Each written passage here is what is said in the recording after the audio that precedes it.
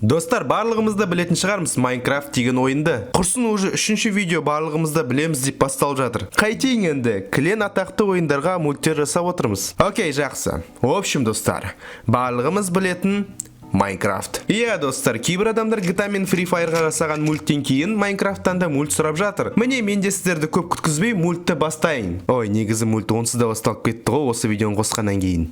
Жақсы. Сонымен, Minecraft.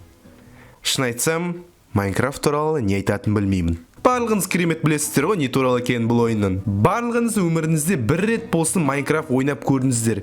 Мен бұған сенімдімін. Ұнамаса да ойнап көрдіңіздер деген ойдамын. Мен өз басым жалпы Майнкрафт ойынын өте ұнатамын. Өйткені бұл ойында сен не жасағың келеді, соның бәрін жасауына болады. Майнкрафт ойынында мүмкін емес деген сөз жоқ. Бұл ойында барлығы да мүмкін. Бір жағынан бұл ойын адамдарды креативті болуға үйретеді және Майнкрафттан көптеген заттар үйренуге болады. Мысалы, біріншіден Майнкрафтқа модтар жасау арқылы, серверлер ашу арқылы шағын программирование үйренуге болады. Мен бір жерде оқығам, бір жігіт Майнкрафттан модтар жасағаннан кейін программированиемен қызығып кетіп, сосын сол салаға оқуға түсіп, ары қарай өмірін программированиемен байланыстырыпты. Екіншіден, дизайнерлерге де бұл ойынның пайдасы мол. Майнкрафтта неше түрлі үйлер жасау арқылы дизайнерлік тәжірибеңді арттыруына болады. В общем, бір сөзбен, Майнкрафт, сука, это моя жизнь, блядь! Майнкрафт!